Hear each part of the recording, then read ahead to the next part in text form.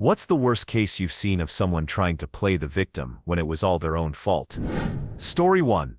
My friend's soon-to-be ex-wife. About 2 years ago, the wife seriously destabilized their long-term marriage by telling her husband she was going to start seeing and sleeping with other men outside of their marriage, all in the name of self-care.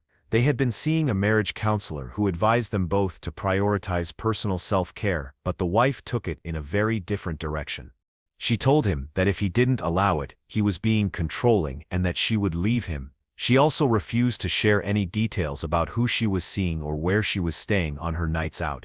Despite the heartbreak, he let her do it, hoping it might somehow save their marriage, and maybe thinking he deserved it.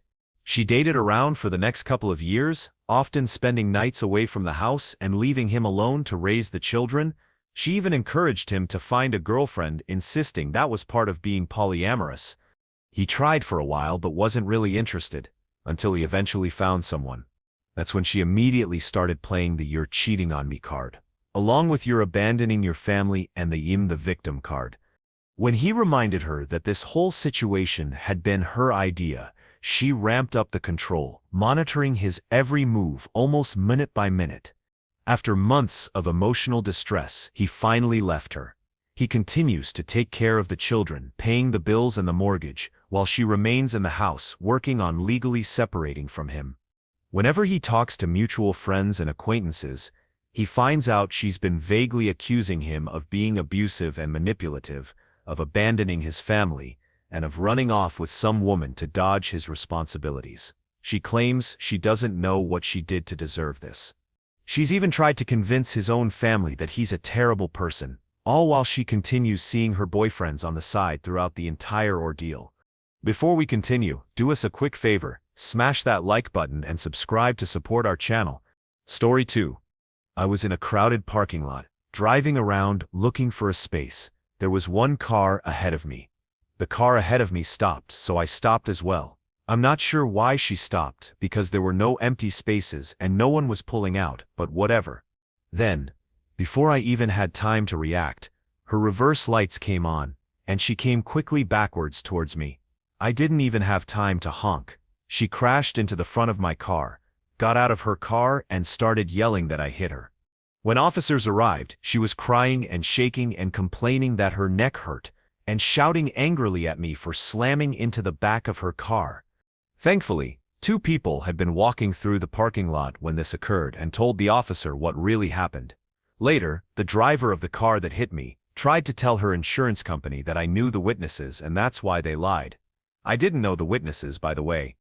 At any rate, if the witnesses hadn't stuck around to give statements, I'd have been in real trouble. Story 3.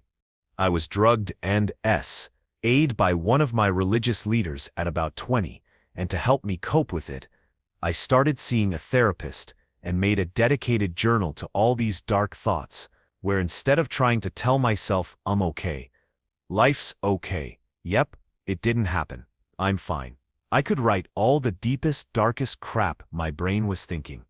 I did not tell my wife about my event, but she has a tendency of being snoopy, constantly waking up to her, about 2 to 3 a.m., going through my phone, so I tell her about the journal, that this is one thing under no circumstances she can read, that it is extremely personal, and if she wishes to read it at some point, she needs to talk to me about it, and I will decide if I feel it is necessary or beneficial. Of course, one day she finally admits she read it. The excuse was terrible, and she's furious with me that I didn't tell her sooner that as my wife, I should feel comfortable sharing everything with her. In the weeks that followed, I was really angry with her, but she stayed adamant. It was my fault for not telling her sooner, and insisted I should change how I decide what to share. Months passed, and I was still upset. Our relationship remained rocky. Then she says, "Oh wow, I thought you were over it by now." I told her, "No, of course I'm still upset. You betrayed my trust." She responds, "Oh, I thought you were over the journal thing a while ago. I thought you would be over your event by now with all the therapy you've been doing." Honestly, she was about as insensitive as it gets. Needless to say, she's now my ex-wife. Story 4. My younger sister rented a house from my older sister. She and her husband completely trashed it before finally moving out, leaving my older sister and her husband with thousands of dollars in repairs and remodeling costs. When my older sister confronted her about it, once she got over the initial shock, my younger sister just doubled down. She said she didn't see a problem and didn't understand why it was being brought up so late, claiming they hadn't noticed anything wrong with the house. A few things. My older sister and her husband should have gotten a damage deposit and a rental agreement, but they didn't because it was family. They assumed their rental wouldn't be destroyed. That said, they still blame themselves every day for not setting those boundaries. Luckily, after spending their entire summer fixing up the place, they're going to be able to sell it for a small profit, just nowhere near what they could have gotten otherwise. I guess they learned their lesson. The house they claimed we didn't realize anything was wrong looked like this.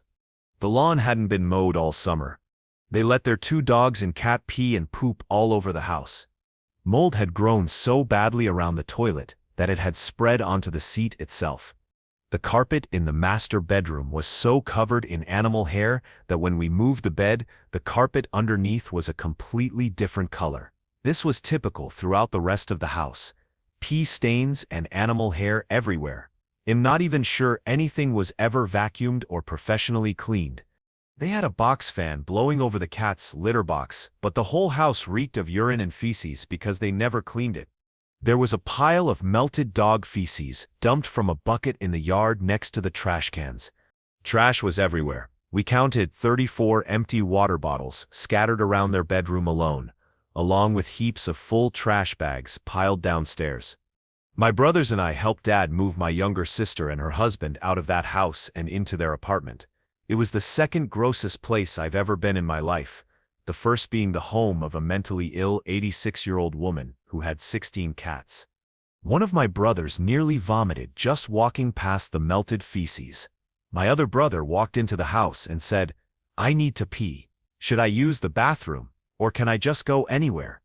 To this day, my younger sister and her husband are playing complete victims, acting like all of that was totally normal and that they don't understand why anyone has a problem. Honestly, I don't even know how to interact with them anymore. I was so disgusted moving all their stuff that day. They didn't even show up, so we did it all ourselves. The only reason I helped was because Dad would have done it no matter what. There's more going on behind the scenes, but I'm not about to air all the family laundry. The whole situation has been causing family drama and sides being taken, and it's all been bothering me. Story 5. I have a cousin who lives in the projects, and she used to leave her youngest, who was barely 2 years old, outside by himself. Eventually, a few neighbors called CPS. You know you've really messed up when the project neighbors called Child Protective Services. They don't want CPS anywhere near their places unless it's absolutely necessary. When CPS showed up, they told her to get it together, that a 2-year-old isn't old enough to be outside alone, period. My cousin tried to feed them some excuse about how her kid was outside, but she was sitting just inside the building watching him because it was too hot for her to be out there. Too hot for an adult, but apparently fine for a toddler. The final straw, apparently, was when a neighbor came home and found the 2-year-old just playing at the feet of a known dealer with no other adult nearby. I mean, good for the dealer for not letting the 2-year-old get hit by a car or anything, but still not a reliable sitter. CPS came out and interviewed neighbors, and they all said they had seen Jane outside, unattended, sometimes as late as 9 p.m. After that, my cousin keeps trying to figure out who called because she wants to call CPS on them. Story 6. My brother-in-law, wife's brother, has everything terrible in his life because everyone conspires to be mean to him. All his drugs problems are other people's fault. The government never should have taken his kid from him because he's a good father. When his disabled mother got custody of his kid and then let him move in with them, she made up all those stories about him hitting her and the kid. When the government, both APS and CPS, told us we had to protect them from him, we had no right to take his kid that he hadn't had custody of for years. He lives off disability for back problems he's had since getting a beat down for running his mouth at the wrong people, despite the fact his doctors tell him he doesn't need a wheelchair and can work. It's our fault he can't pay his bills, even though he's still living in his mother's house rent-free, and that surely has nothing to do with the fact that he blows his disability check on drugs and junk food as soon as he gets it. In his mind, we abandoned him to die and are horrible people for not letting him live with us, despite the fact that the government literally put his mother and kid in our care to keep them safe from him. He came up with a scheme where he called 911 to be taken to the local hospital. When he got there, he told them he was dying because he was wheelchair-bound and abandoned in a neglected house. The house became neglected after the mother and kid were removed because he refused to clean and had a dog he never let outside. He actually got Adult Protective Services to call us and tell us we had to take care of him and fix up his house. By the way, we lived 250 miles away in a different state. We explained the history and gave them the names of the caseworkers for his mother and son, who know him well. PS confirmed what we told them. When APS told him we didn't agree to let him live with us, he demanded they file a court order to force us to allow him to live in our home. Told him that wasn't actually a thing that could happen. So he started screaming profanities at everyone in the hospital. She called us from the hospital and we heard him screaming. When the doctors told him again, he didn't need a wheelchair, he screamed at them. They discharged him, but he refused to leave on his own, so they sent him home in an ambulance. He refused to get out, so they wound up driving him back to the hospital and leaving him on a gurney in the ER waiting room. After 8 hours, when he still refused to leave, they had security drag him out and put him in the parking lot. A few weeks later, he's calling us begging us to pay his bills, and goes off again on how we had no right to take his kid from him, and we're terrible people because we refuse to acknowledge what a good father he is. He lives in the rural South. Do you know what it takes for CPS to take your kid in a poor county in the South? We're talking about immediate danger to life. Not only did they do that, and then a judge permanently took away his custody, but then they came back and said the kid and his mother weren't safe in the same house as him, and we stole his kid. I raised my kids, they've graduated and are adults.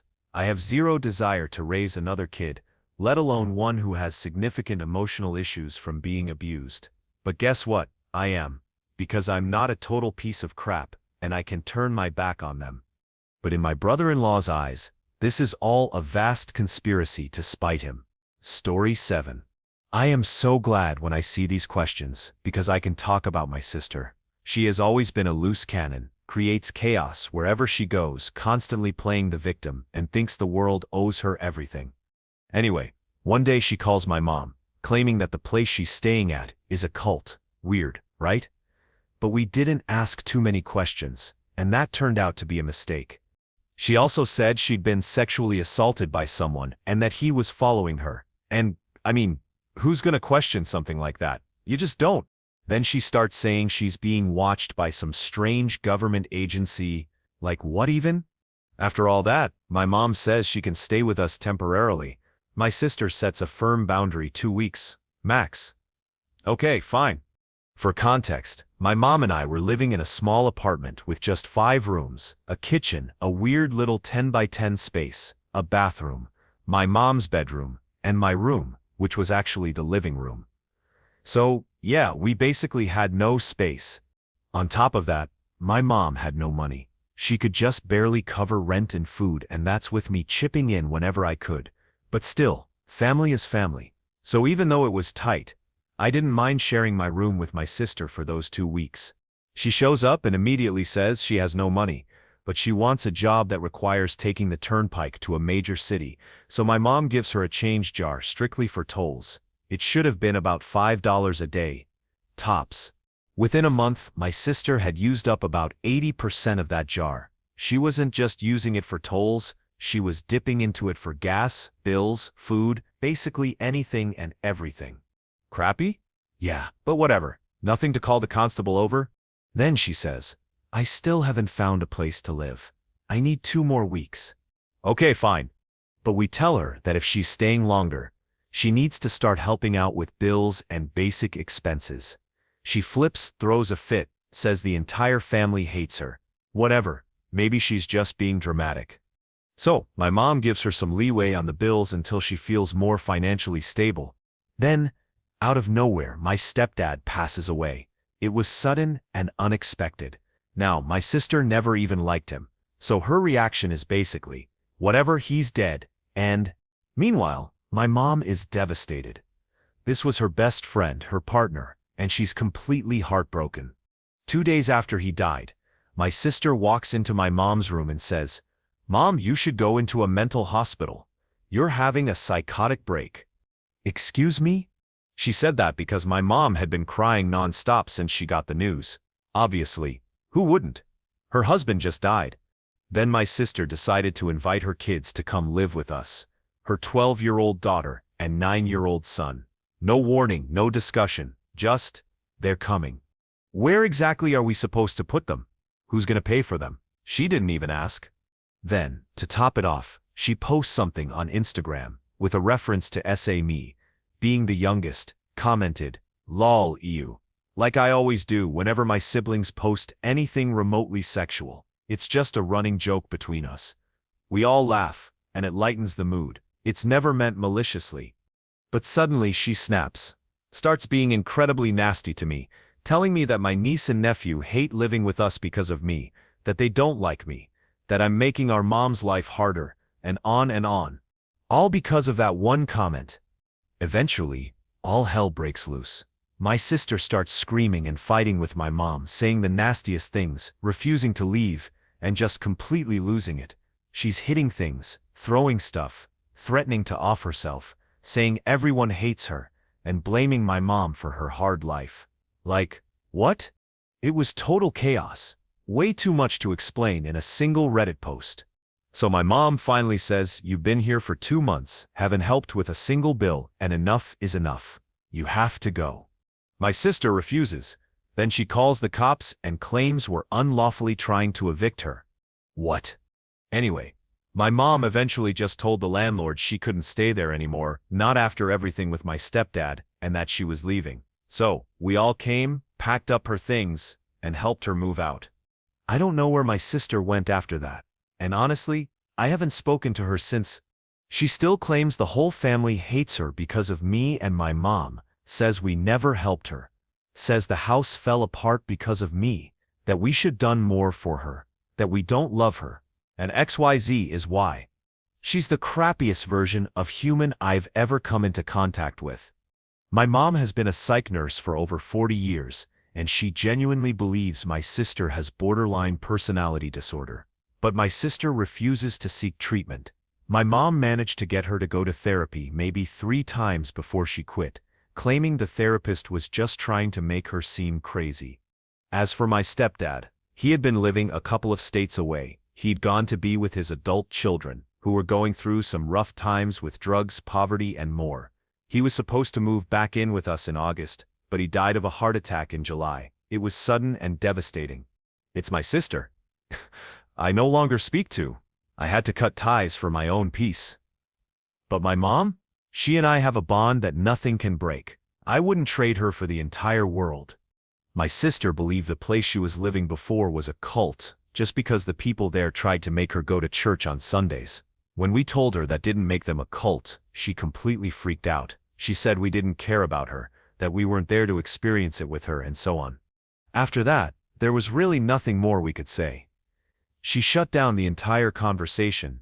As for her claims about being stalked by the government, we never got any clear answers.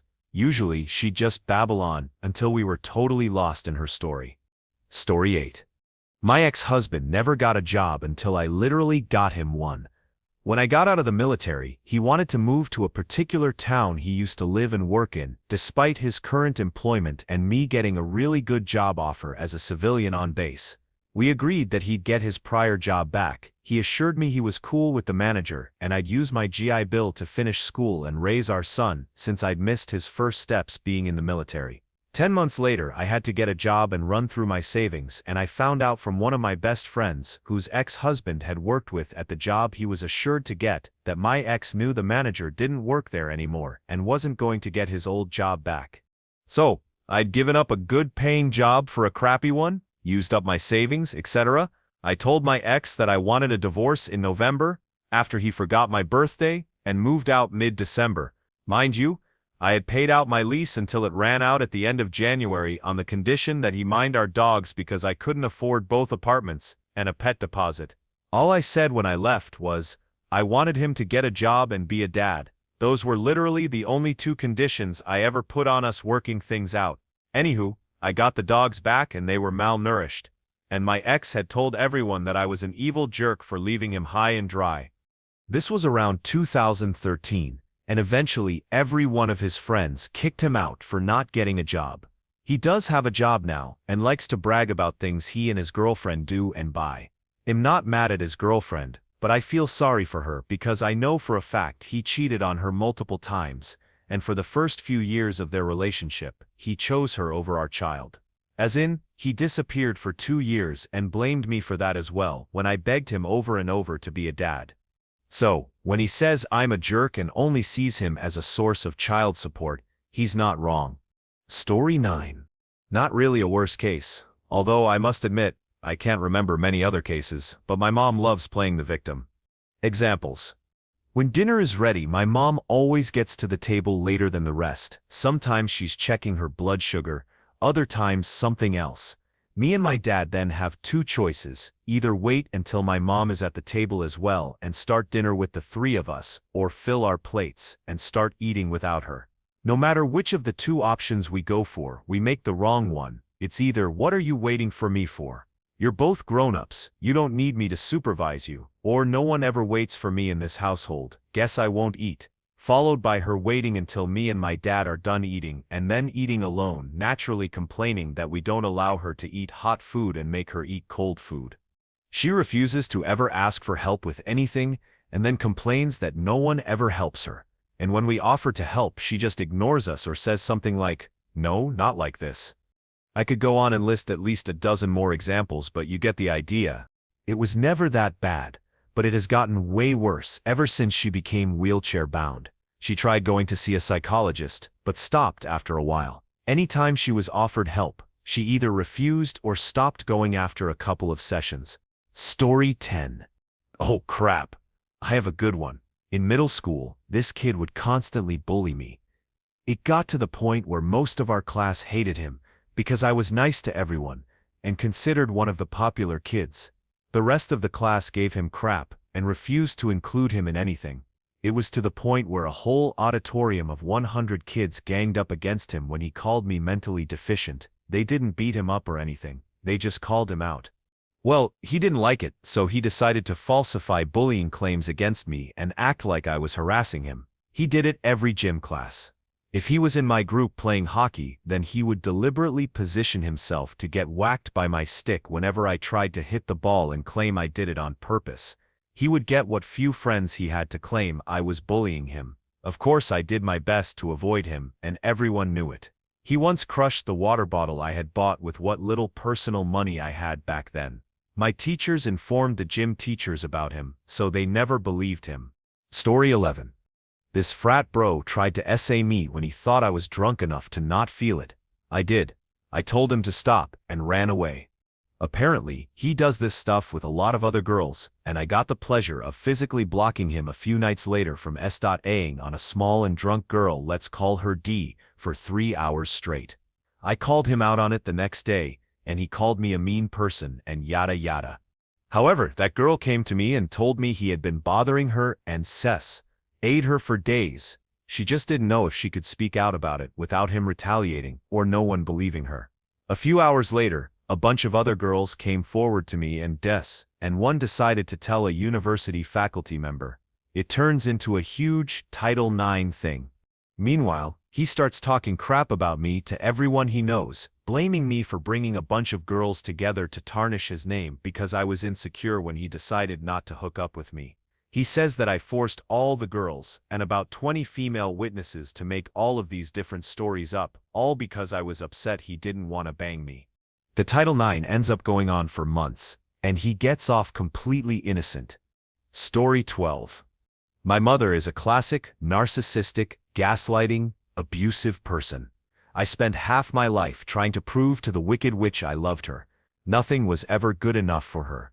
She hated my husband. She saw right through her, from the start. It wasn't until I had my son, my beautiful little boy, that things changed. He was perfect, still is. But something felt different. When he was 3, he was diagnosed with autism spectrum disorder. I will never forget that day. My mom kept going on and on about how it would look to have a mentally deficient family member, and I snapped. I grabbed her purse, threw it, and her out of my house. I told her I never wanted to speak to her again. Then my sister started trying to get me to talk to Mom, saying we'd never had a mentally deficient family member before. She got cut off too. It's been 10 years since I last spoke to my mom and sister. Sometimes I wonder, how could I do this to them? Maybe they just didn't know how to handle it. Maybe they were trying to cope with their own pain and loss. My mom has tried to reach out at least a dozen times. Honestly, it feels pathetic. Story 13. I rented out a section of my house to a family member of my husband. They paid $350 a month for 3 bedrooms, with all utilities and internet included. I also watched their oldest child while they were at work, even dropping the kid off at a bus stop 2 blocks away. They were allowed to use my car whenever they needed, as long as they told me beforehand.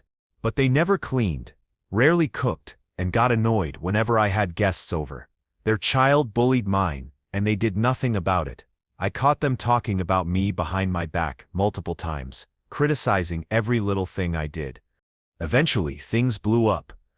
I told them to stop speaking to me that way or move out. They chose to leave, but not before getting in my face and threatening to beat me up. Then they called their father and anyone they could, spinning the story that I was kicking them out, even though they were a single parent, unemployed, with 2 kids, and how I could do that to them. I'm still stunned.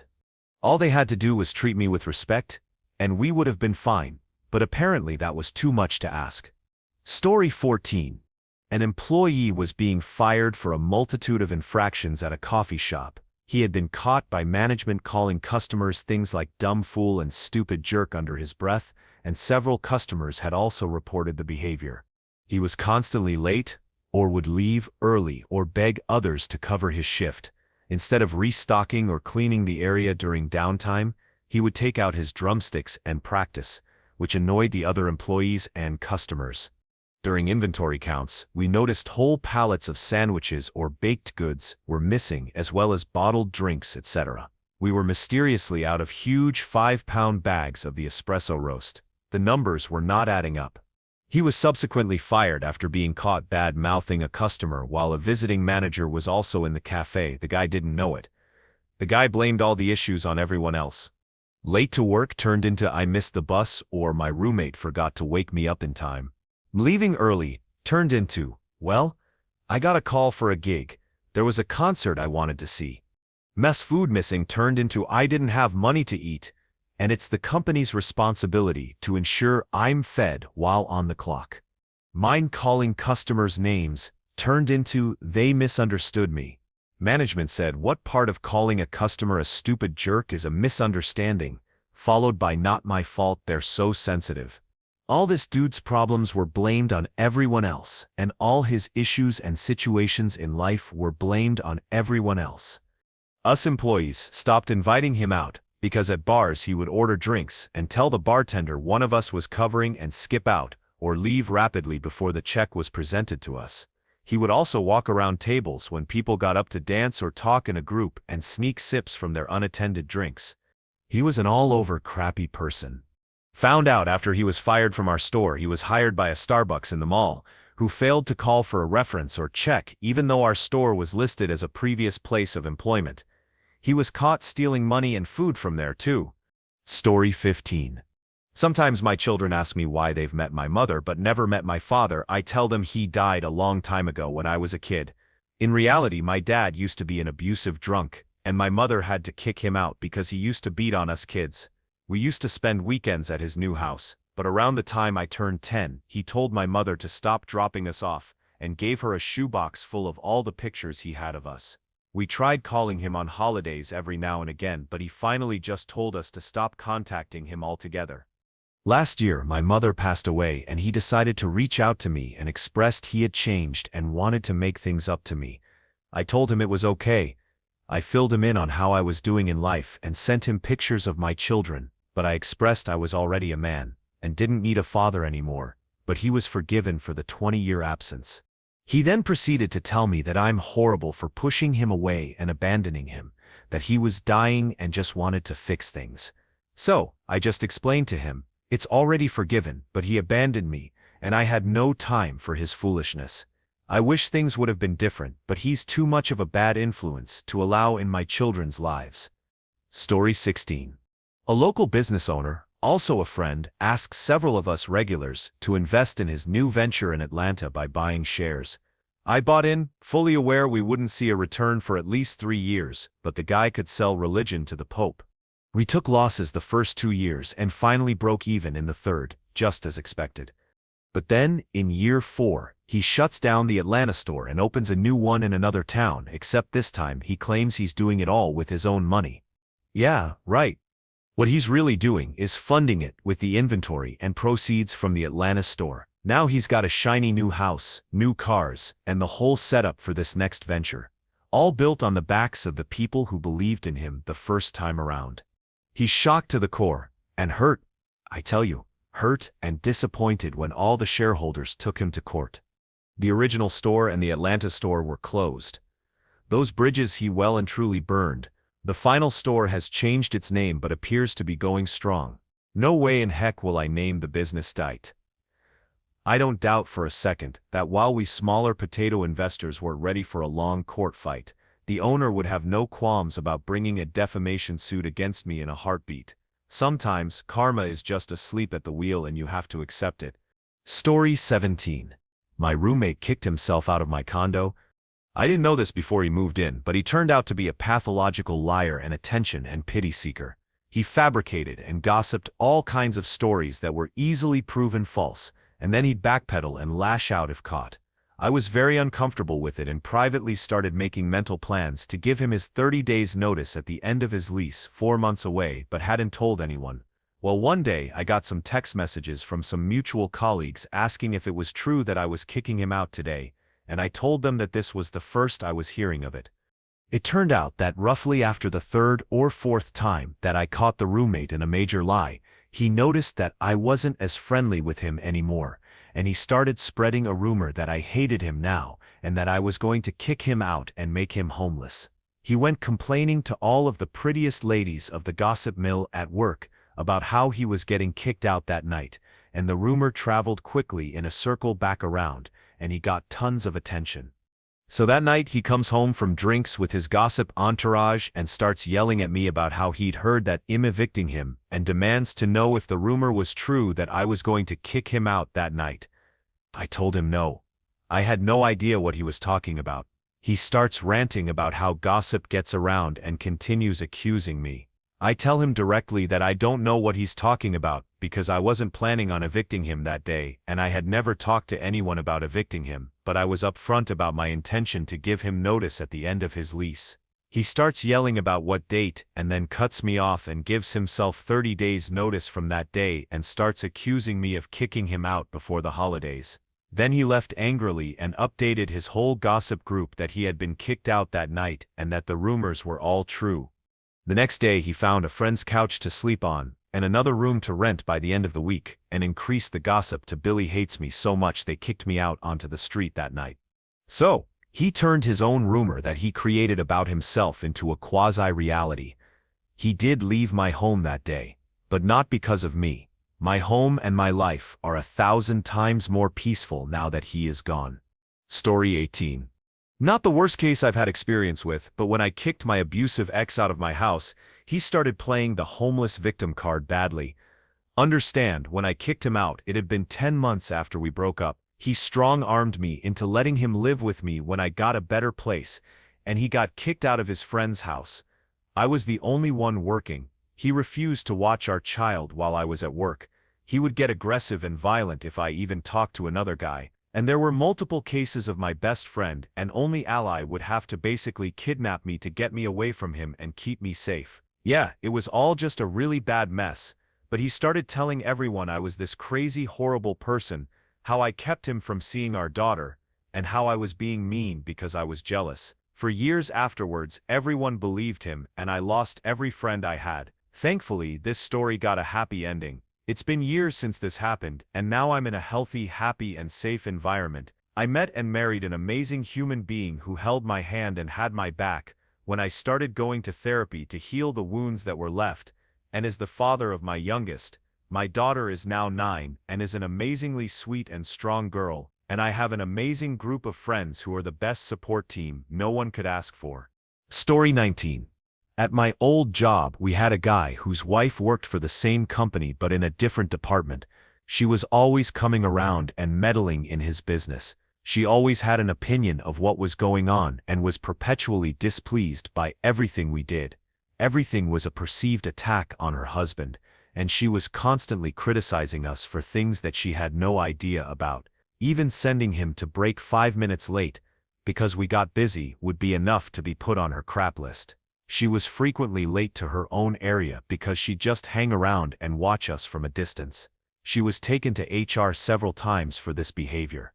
A couple years ago, they were eating lunch together in the employee break area. She got all worked up over something and struck him lightly in front of others. Several people saw it and reported it. Later that day, she was pulled aside by security and HR about it. She not only denied it, despite there being several dozen witnesses, but she gave them a false name for herself, thinking they wouldn't know any better. She was fired on the spot.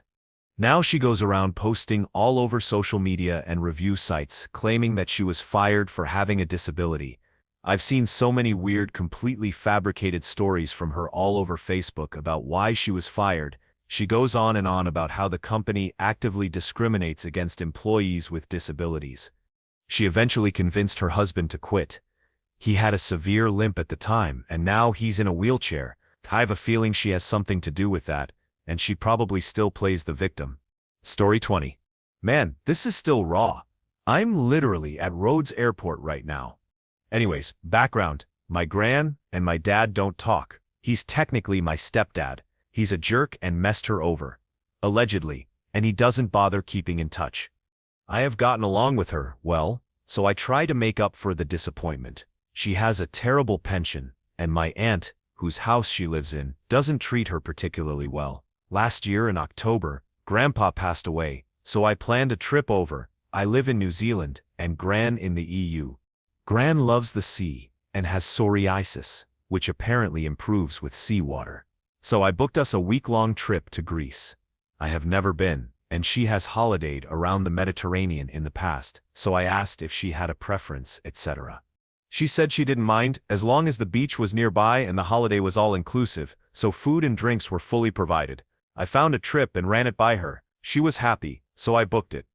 It cost me almost 2,000 New Zealand dollars for the two of us. For reference, my return flights from New Zealand were under $1,500. I have worked my tail off and saved all year. I work 3 jobs, 1 full-time, 1 part-time, and 1 casual. We got here on Friday, last week. There were some bumps along the way. The airport changed gates, so we walked all across a terminal and back. Gran has bad knees, so that was a bit rough. But she refuses a cane, and heaven forbid I suggest getting assistance. We got there, and despite me requesting a ground floor room, we got the first floor, partially due to her walking so slowly. We were the last to check in at the hotel. While they would have happily swapped us, there were no rooms available. She tried to bribe the receptionist by sliding him €2. I could die of embarrassment. He told me to speak to the morning receptionist, who might be able to get us another room. In the morning, the receptionist offered to look, but by then Gran had unpacked all her belongings and didn't want to move. Prior to coming here, I was very open about the fact that I had no intention to lie on the beach all day. I wanted to explore Rhodes. She had no problem with this. Saturday, I went for a wander and came back for lunch. Gran complained. The beach was rocky and not sandy, which was in the description, and she had said she didn't mind. It is the west coast of Rhodes too windy. She complained, understandably. I offered to rent a car so we could go to the east coast, sandy, windless beaches. She disliked the idea due to the cost, €50 per day. I told her not to worry. To me, that was a small amount compared to the entire cost of the trip, and if she couldn't go to the beach, what was the point of being here? So, on Monday, we drove to the east. Nice beaches. I bought her lunch. We brought along some girls she had befriended. At each beach she had something she didn't like, but at least she could swim, and did. Tuesday, the girls and I went on a boat trip we had prepaid for. Gran couldn't go because of her knees. She stayed poolside all day and befriended more people. Wednesday, I organized another rental car. She got upset with me over something trivial and claimed she wasn't going anywhere. I thought, great, 50 euros wasted, but I held my tongue. She got over it. We went east again along with 3 of her new friends. We visited Sambuca Beach, gorgeous, everything one could wish for. None of her friends wanted to leave. I left them there to hike up to Sambuca Church, so worth the 300 steep stairs. Then I drove to Lindo's. As I stopped there and bought apples Gran had requested, I saw a missed call. They wanted to know how far away I was. I didn't want to leave them stranded, so I came straight back. They all said I didn't have to. Gran insisted we stop on the way. She bought more apples and gave her friend the ones I bought her. She was relatively pleasant that evening, but by morning, she was ignoring me. I told her I was going to Rhodes. She didn't care. I had a great day. When I returned, the girls were interested in what I had done. Gran showed no interest. She was borderline hostile. When I mentioned a cute waiter had given me a free dessert, she said flatly, "Yes, your stomach has gotten bigger." When I offered to grab her some watermelon, as the food was buffet style and I'd been getting her drinks and clearing her plates all week, she replied that she was a self-sufficient adult and could do it herself. Friday morning she continued ignoring me. She sat with her new friends, so I went to Lindo's. I had a fabulous day. When I returned, she either ignored me or made nasty comments. Then, as we were about to get on the bus to the airport, I offered to load up her suitcase. She basically told me not to bother, that I hadn't done anything all week, and that she didn't need me. The least I could have done was call her. I was confused. I asked, "Called?" She said she was an old person and could have gotten hurt or something, and that I didn't even check if she was okay. She had been sitting poolside with friends, so I didn't realize I needed to worry, but I guess it had bugged her all week. That was the last straw. I checked myself in and let her be. Now she's sitting around, looking sad, and telling her new friends all about how I didn't care. Because apparently, having a free holiday isn't enough. Story 21. Oh boy, it's like you knew I'd be answering this question. There was this guy I'll call Chappie, because it sounds close enough to a nickname I have, which eventually became how everyone knew him. He got himself a girlfriend he manipulated emotionally all the time. He also was a close friend of mine and of many other guys. Chappie would always play the victim. Chappie would always guilt trip. Chappie would always make you arrange your life around his wishes. Well, he made his girlfriend cry 3 times a week, then came to me asking what he did wrong. If I called him out, he'd make excuses. He never accepted his wrongdoings. One day, I was walking my dog, already in a foul mood, when Chappie asked to play a video game in our group chat. I left him on read. So did the other guys in the group. Oh boy, what a mistake. Chappie started throwing passive-aggressive remarks, all because we didn't reply within 4 minutes. 4 freaking minutes. I'd had enough of his nonsense. He'd been doing this for the past month, and since I woke up grumpy that day, I snapped. I called him out. And of course he played the victim. Another friend backed me up and called him out too. Then Chappie slid into our d.ms, threatening my friend and trying to guilt-trip me. I gave him cold replies. My friend just wished him good luck. I blocked him, and so did my friend. Chappie lived in a different country, so of course, he couldn't just come looking for me. His girlfriend lived in the same country as me, which meant she was in a different country from Chappie. They were in a long-distance relationship. By blocking Chappie, I basically cut off any chance of him contacting me without going through a friend. Then, 4 days later, I found out that what I did to Chappie, his girlfriend did to him. He woke up on their 9-month anniversary completely ghosted. He played the victim, but no one really bought it. Everyone saw that the way he treated us, his friends, was exactly how he treated his now ex-girlfriend. He cried wolf so many times that when he actually needed support, no one was there for him. Moral of the story: don't be a terrible person. You never realize how fast you can lose everything by being one. Story 22. I work at a bottle shop, liquor store, alcohol vendor. The drinking age in Australia is 18 plus, and both the offender and the vendor can be fined if found selling or supplying alcohol to an underage person in public. The other night, a car pulled up and an older man and a younger man came inside. The older man goes to buy wine and the younger man buys cruisers, vodka. The younger man gets to the counter and I ask him for ID, to which he responds, "Oh sorry, it's in the car," and leaves to get it. I see him get halfway to the car, turn around and come back in and say, "I don't have one." I tell the young man that I'm unable to sell him alcohol, which made him go full deer in headlights. The father arrives and says, "Don't worry, they're not for him, I'll purchase them." To which I inform him that due to our store policy, I can't sell either of them since I have reason to believe that the sale could end in second-hand supply, i.e., I believe you're buying alcohol for someone underage. However, there is no law against those under 18 drinking at a private residence in Australia under permission of a parent or guardian. So, I attempt to inform the two that there's a second bottle shop literally in the same building, right around the corner, and that the older man can just go in and buy what the younger man wanted without revealing his presence, therefore removing reason to believe second-hand sale, and they would be on their merry way. Instead, the two doubled down on their efforts. The older man started raising his voice and refused to give me a moment to breathe, let alone explain the second-hand sale law, constantly trying to poke holes in my case and yelling at me, which then opens up the second reason to refuse service due to inappropriate or aggressive behavior. They finally leave, saying the most classic line, "Unbelievable," and storm out. As a last-ditch effort to help, since I try to stay above emotional reaction, I try to catch the underage boy's attention and quickly explain how they can get alcohol without refusal of service.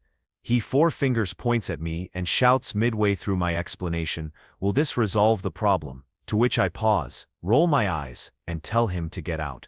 Story 23. This girl accused a teacher who had been there for over 40 years of SA right before her entrance exam. It was a really good private school, so you needed to take a test to be considered for admission. The accusations were investigated and were found completely unfounded almost immediately. I don't know what this girl was thinking, like maybe she thought it was a way for her to get some leverage and improve her chances of getting in or something. On top of that, the actions of the school were even worse. They kept him in the dark for 2 months after the investigation was completed and were refusing to allow him back because of their insurance. Then a campaign was launched by a bunch of alums and he finally got back to teaching until his death a few years ago. He was a great guy too. I had him for a political theory class and he was really nice. He and his wife, aside from having children of their own, took in foster kids all the time and he did a lot of other volunteer work. Sucks he had to go through all of that because some teenage girl lied. Story 24.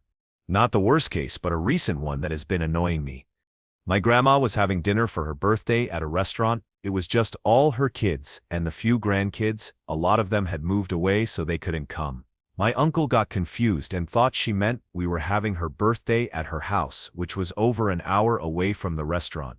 He called her and yelled loudly at her over the phone, and once he finally got to the actual place he was supposed to be, he yelled at her in front of everyone in the room. He said that she owed him the gas money for all the traveling on top of the money she was already giving him.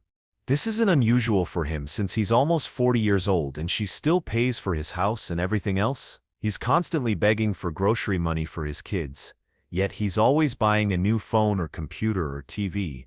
But like, say, man, you're 40 and it's her birthday. Please stop complaining. Story 25. My really good friend of 5 years sent me a serious go. "Screw yourself, I don't want to be your friend anymore" text, because I went to a party she wasn't invited to.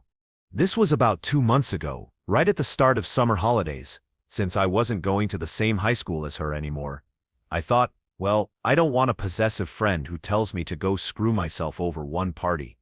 I didn't reply, and she never sent me an apology or any messages after that. But yesterday, on the 5th day back at school, she showed up at my place. I wasn't home, but my dad was. He opened the door and let her in, completely unaware that we weren't on speaking terms anymore. She came to return a game I'd lent her. My dad made some small talk and later told me she looked pretty sad. When I got home hours later, he said, "Your friend came by. She's really sad you don't call or talk to her anymore. Why would you do that? You need to text her or something quick." So, yeah, That's pretty much it. Feels a bit like an "Am I the a-hole?" post. So, am I? Story 26. This happened to me a couple of years ago. I was part of a friend group that included this girl who was the classic only friends with guys type. She's a furry and always tried to push her furriness on everyone else. None of us were into that, and honestly, we found it pretty strange. When I told her I wasn't going to become a furry for her, she turned everyone against me. Before I knew it, I got kicked out of the group. She did the same thing to others too, until eventually she was the only one left without friends. The funny part? Everyone who got kicked out, including me, ended up coming together. Now, we're all great friends. She did the same thing with her boyfriends, now exes, who eventually ended up joining our group, and right now, as we speak, she's doing it again with another guy. We all tried to warn him, but he's still sticking by her. I'm not expecting him to become one of us. But we all know how this story ends. Story 27. I manage an outpatient drug and alcohol education and treatment center. We're licensed with the state so that anyone who gets a DWI or DUI has to go through an evaluation process and complete some form of the education's treatment program, dependent on that evaluation, in order to get their license reinstated or satisfy a probation requirement. Every state has its own version of this for alcohol or drug-related driving offenses. Everyone has to do it, and no one is exempt or special, regardless of whether they won or lost their criminal case in court. There are those who very obviously made the mistake of driving after a couple glasses of wine, had a BAC just over the legal limit. They realize they messed up, and they usually end up in the lowest level. They get it done. No complaints. But every single day I come across at least one person who blames the state for having to do the program. They call it a racket, a money scheme, a waste of their time, complain about having to go through it, etc. And they treat me like crap in the process, as if I make the rules. Without fail, these are always the people who've had multiple DWI/DU.is, have drug alcohol addictions, and many of them have concurrent charges of vehicular manslaughter or accidents with injuries. These people who walk through my doors who've literally killed or injured someone because of intoxicated driving avoided jail and have to go through 6 weeks of outpatient treatment, complaining about having to do it, upset me to no end. I used to keep my mouth shut, but I've experienced so many of these perpetual victim types that when they start complaining, I remind them of the real reason they're in my office. Story 28. I've got two for you all. An old ex-friend of mine cheated on his girlfriend 3 times. She, being the innocent sweetheart she was, forgave him every single time. Finally, when she'd had enough and decided to break up with him, he insisted it wasn't his fault. He claimed to have an alternate personality. No diagnosis, no paperwork, just his word. He said he had a dependent personality disorder, DPD, and after the breakup, tragically took his own life. Later, I ended up dating that same girl. I thought she was genuinely sweet, compassionate even after everything he did, and also incredibly creative, confident, and artistic. Of course, he blamed me, saying it was my plan all along to split them up. Not long after, he dropped out of everything. A few months later, I started dating a different girl. We'd been together for about 2 months, and things were going great. We clicked instantly. I got along really well with her parents. We were out for meals all the time. For a while, it felt absolutely perfect. Then, after about 5 blocks one day, my friend came up to me with a serious look. He said, "You're gonna want to see this, man. I'm so sorry." He showed me a video of her and her ex in class, making out, holding hands. When I confronted her, irritated, she accused me of being controlling and treating her like property. Coming from someone who asked me to come over every single day, until the last possible minute I was allowed at her house, it felt downright laughable. Still, I was pretty heartbroken. If you couldn't tell, I've had some bad luck with relationships and friends. Now, I have a close-knit group of just 2 friends, and I haven't dated since. To anyone who's read this far, thank you, and have a great day. Thank you for watching. If you enjoyed this video, be sure to give it a thumbs up, subscribe, and hit the bell icon so you never miss an update.